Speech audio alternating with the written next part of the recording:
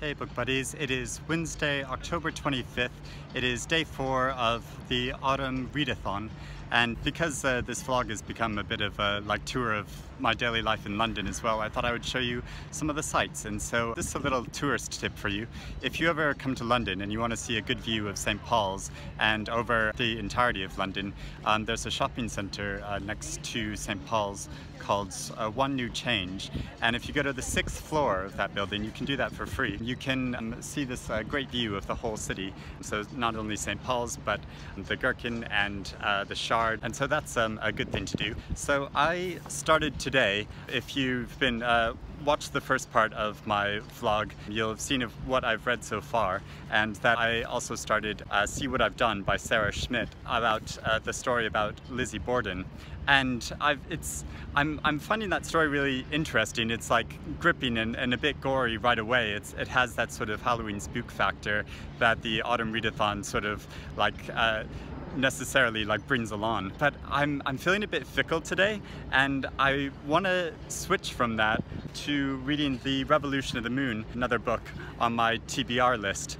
And I don't know why, I just sort of feel like I'd rather have something a bit more far in history, and it's a book that I've been really wanting to get to and I haven't yet, and so yeah, I'm just gonna switch to it. And you know, it's that same sort of thing of why when I go on holiday I need to take 12 books with me in case I feel like reading something else. So yeah, I'm gonna switch to that. Do you ever get that feeling as readers that you're reading something and you're enjoying it, but you just feel like picking something else up instead? I'm not going to talk too long because it's a bit noisy up here. There's a bar up here. It's like free to come up here, but there's also a bar up here if you want to go to it. You can hear the music in the background, and then there's also helicopters going off overhead. But something else I wanted to say about Such Small Hands is that this is also a creepy novel. I talked about what a strong depiction of childhood it is, but it also is very creepy, and it's based on or supposedly slightly based on a very creepy incident from history in Brazil, when a girl at an orphanage was killed by another girl, and then the girl who killed her was found playing with her body parts. So that's all a bit gory and spooky, but there's nothing gory about this novella. It's more just gives you that sort of under the skin creep factor. So I'm gonna see how I get along with Revolution of the Moon, and I'll check in with you again later.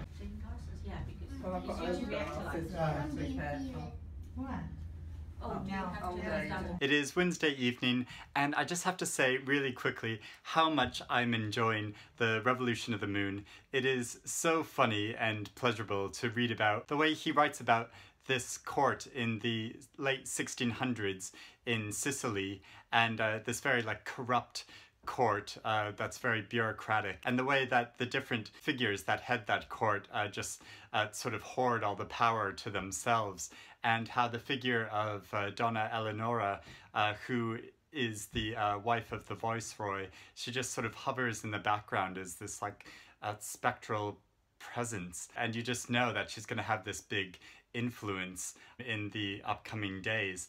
And yeah, I'm just enjoying it so much. So I just wanted to say that quickly. Now I'm going to go off and make some Moroccan chicken and watch the Great British Bake Off on catch-up, and then do some more reading before bed. So it is the morning of Thursday the 26th. I woke up in the middle of the night around 4 AM and did a lot of reading of The Revolution of the Moon, and I really enjoyed it. And do you ever wake up in the middle of the night and have a reading session?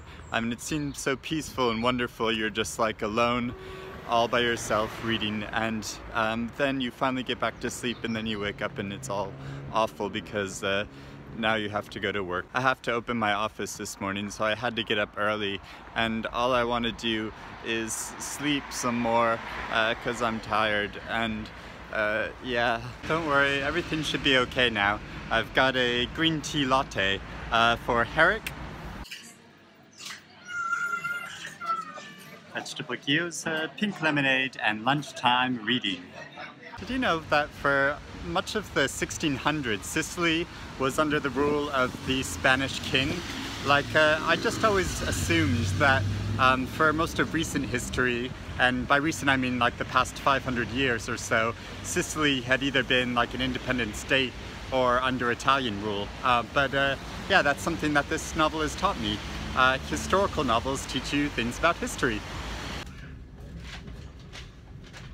So I finished reading Anne Michael's book, All We Saw, which is this cheeky little book that I've been reading on the side this week, kind of cheating on my autumnal Readathon TBR pile with. I don't read a huge amount of poetry, but I did enjoy this book of poems. It felt to me like a lot of the poems felt sort of like a secular kind of prayer. It was like this desire to like connect with a larger meaning in life without any particular religious context to it.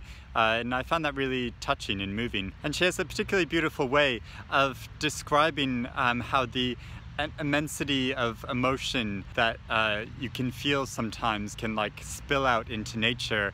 Like there's in this one poem she's describing how this like huge like feeling coming through, and then she just ends the line on this description of the sky as if like it can't be contained in words, all that emotion.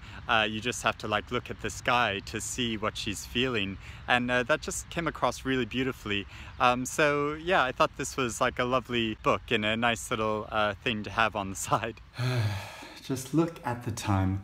It is way too early. I've already been up for over an hour trying to get back to sleep, but I just seem to have gotten into this cycle now where I wake up in the middle of the night and can't get back to sleep.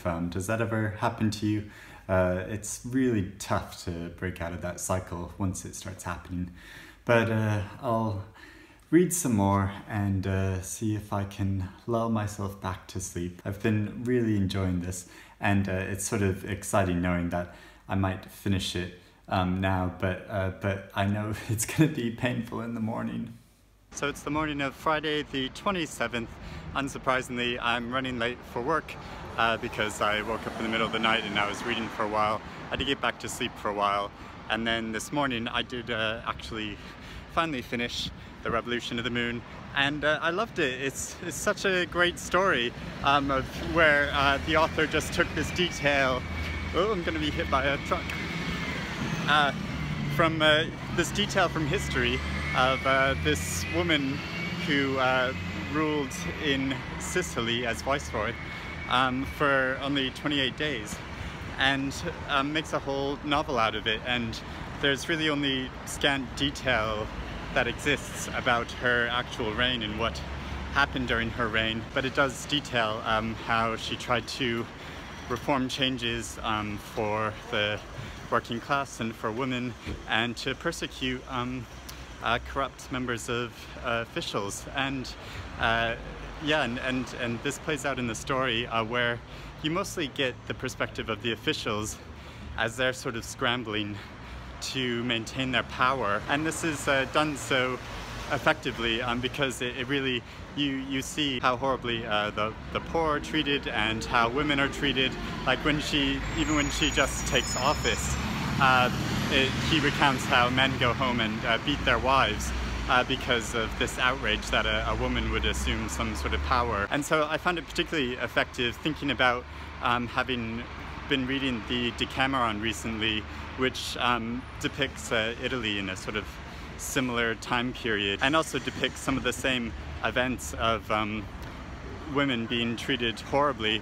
But in this novel, it's very much of the opinion that it's the men who are at fault, and in the Decameron, it's just sort of treated like a joke, or very like offhandedly. Like it doesn't really respect the integrity of the characters in the way he does in this novel. So I found that really interesting, having read these things fairly close together.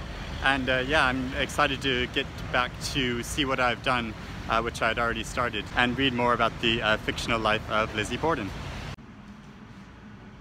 It's Friday evening now. I've just left work, and I'm about a third of the way through See What I've Done, and I'm really enjoying it. The author's really good at building this air of tension, this whole like atmosphere of tension around the story and the multiple characters she's introducing. And I like how she's keeping it ambivalent about whether it might have been Lizzie or might have been one of the other characters. So it's a sort of tense mystery she's building up. I'm on my way to see the movie Happy Death Day now, and I'm hoping I can do some more reading before I get to bed. Happy Death Day was sold out, so I'm going to see Thor instead. So it's the morning of Saturday, October 28th. It's the final day of the Readathon. This has been really fun doing the vlog style and sort of talking about the books as I read them. I did go see Thor last night, and it was ridiculous and good fun. It was really camp actually and very silly, but yeah, good fun.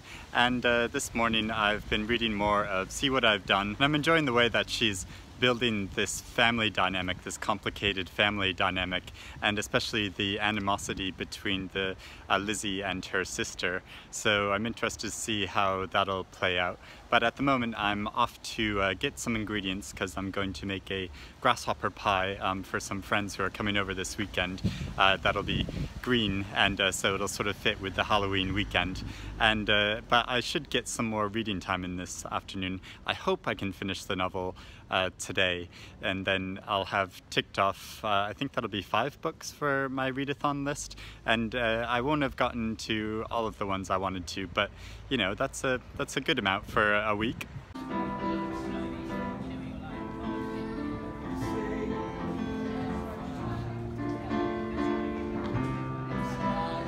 I'm now sorting pink marshmallows and white marshmallows because I only need white marshmallows for the recipe, and the shop only sold pink and white marshmallow combinations. And you know, because I'm an adult and this is called baking. So move over, Julia child. And voila, grasshopper pie. So it is Sunday morning. That means the autumn readathon is done. I haven't read everything on my list, but I didn't expect I would get through everything. I'm still reading See What I've Done and enjoying it. It's nice and gory for Halloween spirit. I just read a particularly disturbing bit involving chicken heads. So yeah, I'm still getting on with that. I didn't get to read as much as I wanted to yesterday because some friends came over and we had dinner, and I watched the film Misery. I love Misery, and that crazy cockadoodie film is just hilarious and so good. So yeah, this readathon was fun. Let me know if you've been participating in the readathon, what you've read in it. Also, if you've participated in any other readathons, let me know about them. I think I might like to do another one at some point. But I hope you're doing well. I hope you're reading lots, and have a great day. Thanks for watching, everyone. Speak to you again soon.